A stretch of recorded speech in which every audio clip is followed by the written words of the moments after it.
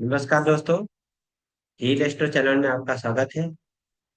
आज हम एक विशेष टॉपिक के ऊपर बात करना चाह रहे हैं, जिस टॉपिक को बहुत बार हमारे अड़ोस पड़ोस में बोला गया है, जिसका नाम है पंचांग। ऐसे तो देखा जाए कि जो ये पंचांग है, उसके बाद उसके बारे में बहुत सारी अ, भ्रमित बातें भी बोली गई है। लेकिन हम यहाँ पे कोशिश करेंगे कि पंचांग के बारे में आपको सही जानकारी दे पाए। किस तरह से पंचांग डील करता है। पंचांग ये 5 अंग से बना है, वो तो आपको पता ही होगा। शायद आपने गांव में सुना होगा कि कोई पर्सन अगर पंचक में मरता है, तो गांव के जो क्षेत्र में ये मृत्यु हुई है, वो इलाके में 5 और लोग भी मृत्यु पाते हैं, ऐसा कुछ आपने सुना होगा। लेकिन ऐसा नहीं है, कुछ अच्छे कामों के लिए भी इसका उपयोग कर सकते। पंचक अगर ज्योतिष शास्त्र के हिसाब से देखा जाए, जो चंद्र है,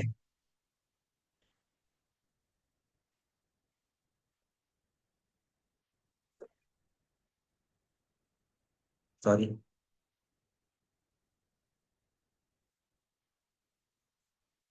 पंचक जो है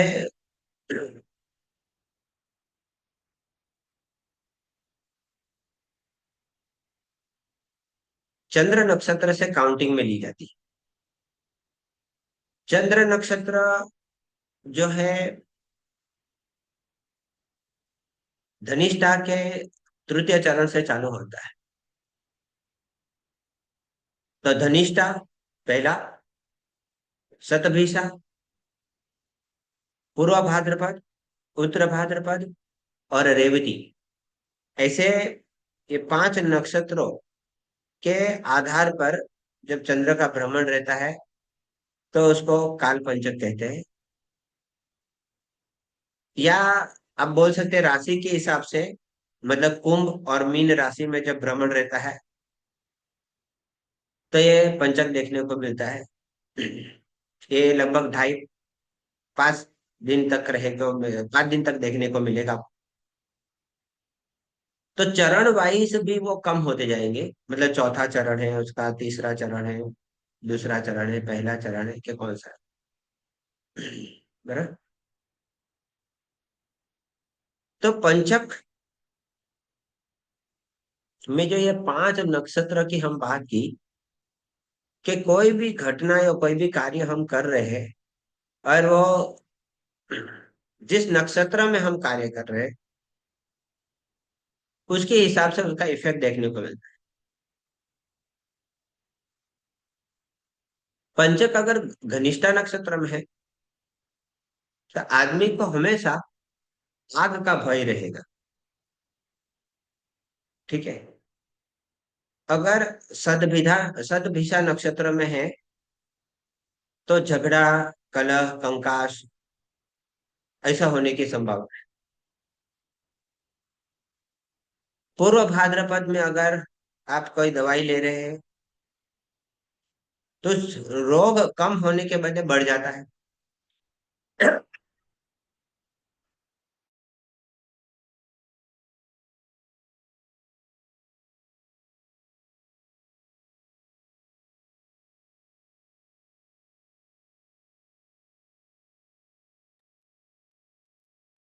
तो पूर्व भाद्रपद नक्षत्र में अगर आप दवाई ले रहे हैं, तो रोग कम होने के बदले बढ़ जाता है, उनकी संभावना बढ़ जाती है। उत्तर भाद्रपद में अगर कोई कार्य होता है, तो इसमें आपको सजा मिल सकती है, दंड मिल सकता है, पेनाल्टी भरनी पड़ सकती है, ऐसा बोल सकते हैं। अगर रेवती नक्षत्र में है, तो आपका मनी का लॉस हो रहा है, कोई भी फॉर्म में आपको नुकसान भुगतना पड़ सकता है। बराबर, वो कोई भी चीज हो। अक्सर आप देखेंगे कोई जगह पे एक्सीडेंट होता है, गलती आपकी नहीं होती, फिर भी आपको सामने वाला मुआवजा मांगता है कि भाई इसका पैसा भरो, तो समझिए कि तभी रेवती नक्षत्र एक्टिवेट होना चाहिए, तो ही ये कार्य हो सकता है। पंचक के समय पे हमारे शास्त्र में बहुत सारी चीजें लिखी गई है, जिसमें कुछ कार्य आप कर सकते हैं, या अलग अलग अलग प्रकार के भय के बारे में बताया गया है, जिसमें अग्नि भय, चोरी का भय, रोग का भय, राज्य से भय, या धन की हानि, ऐसे सब बारे में बोला गया है। अगर पंचक के समय पे बोला गया है कि लकड़ी की जो चीजें हैं वो खरीदना या इकट्ठा करना,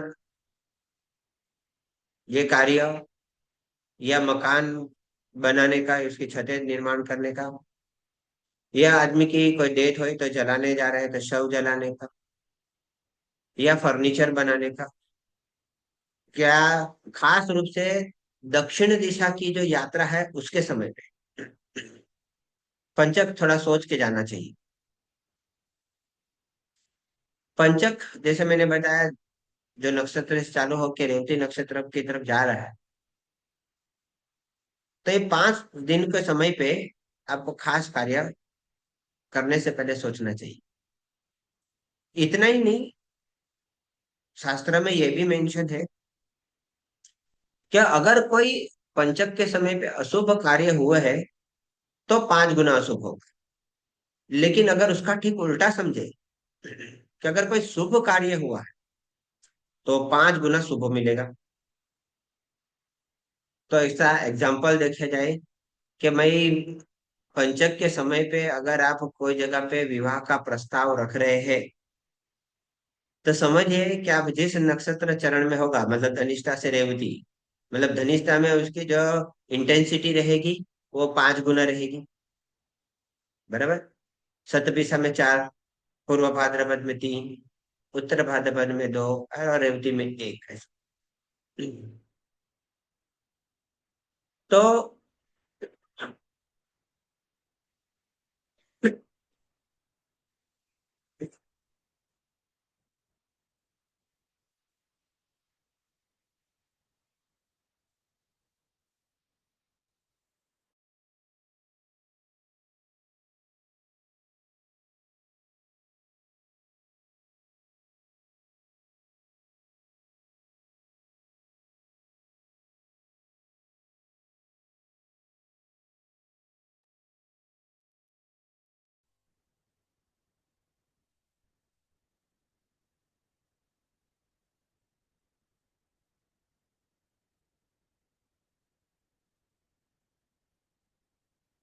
तो यहाँ पे आपको नक्षत्र चरण देखना पड़ेगा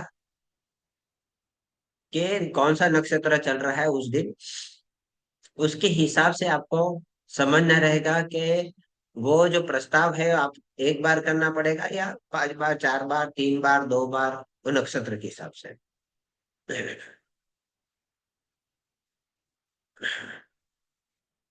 अक्सर गांवों में माना जाता है कि अगर कोई भी पर्सन की जो डेथ है अगर इस पंचक में हुई है, तो उस गांव से 5 और लोगों की मृत्यु होगी, ऐसा माना जाता है। उसकी इफेक्ट और इम्पैक्ट वैसे देखनी पड़ती है। इसके अलावा पंचक तो हर महीने में आने वाला है, तो जरूर है किसी न किसी दिन से उसकी शुरुआत होगी। तो वो जो दिन है वो भी बहुत इम्पैक्ट देने वाला चीज है। मान लो कि पंचक, मान ले कि कहीं पे भी अगर मान ले कि रविवार से शुरुआत हो रही है, रविवार से, ठीक है, तो आप जरा देखिए कि आपको देखने को मिलेगा कि उसको रोग पंचक बोलते हैं, और लोगों की बीमार पड़ने का चांसेस ज्यादा बढ़ जाएगा, बीमारी बढ़ेगी। ये तो रविवार के दिन हुआ। उसी तरह से अगर सोमवार को पंचक गिर रहा है तो उसको राज पंचक बोलते हैं। मंगलवार को गिर रहा है तो अग्नि पंचक बोला गया है। नाम से ही आप समझ सकते हैं कि कौन सा पंचक है। जैसे मैंने बताया, सब पंचक खराब नहीं होते हैं। पंचक में शुभ कार्य अगर मिल रहा है तो 5 गुना शुभ भी मिलेगा। जैसे सोमवार में राज पंचक बोला गया है तो उसका इफेक्ट वैसा मिलेगा। शुक्रवार के अगर दिन मतलब कि कोई पंचक गिरता है तो उस दिन चोरी होने के संकेत ज्यादा पड़ जाती है। चोर पंचक भी बोलते हैं उसको। और शनिवार के दिन अगर हो रहा है तो फिर समझ आए कि मृत्यु पंचक बोलते हैं।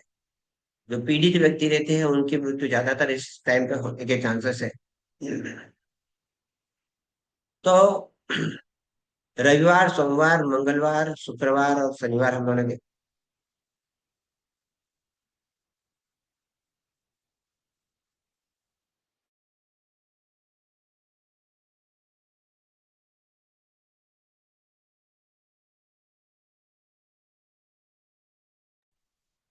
उसी तरह से हम समझेंगे अभी।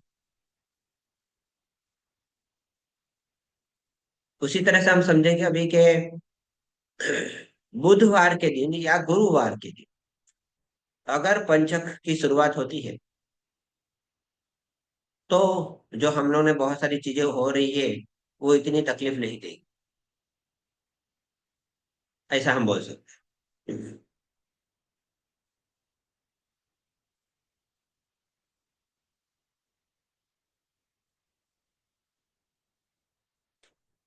तो पंचक में बोलते कि खास ध्यान रखने की जरूरत है।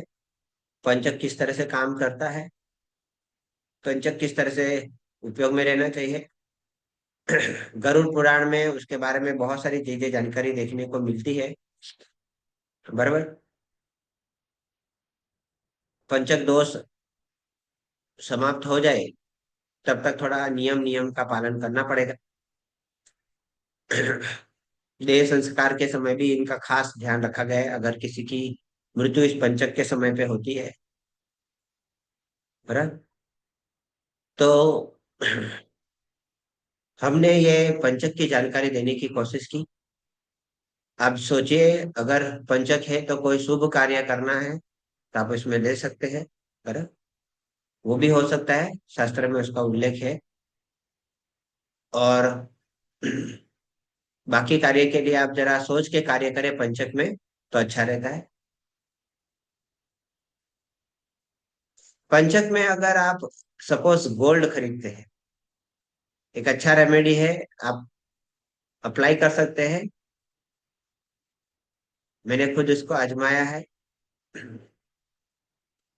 कि भाई पंचक में आप गोल्ड परचेस करते हैं तो साल भर के अंदर आप 5 बार गोल्ड खरीदेंगे, भले थोड़ा या ज्यादा। पंचक के अंदर जैसे मैं कंसल्टिंग करता हूँ तो जानबूझ के कंसल्टिंग लेता हूँ उस समय पे, टाइम देता हूँ उसका। तो आप समझ जाए कि 5 गुना कंसल्टिंग आपको मिलेगी। तो आप इस तरह से टेक्निक भी यूज कर सकते हैं। तो पंचक ना ही खाली बुरा तो नहीं है, लेकिन उसके सही मायने में शुभ कार्य करने में आप उसका उपयोग ले सकते हैं। तो इतना ही दोस्तों, आप इसका जरूर फायदा उठाइए। पंचक से जुड़ी जानकारी के लिए वीडियो आप देखिए, शेयर करें, दूसरों को समझाइए या उसका बेनिफिट लेने की कोशिश कीजिए। धन्यवाद।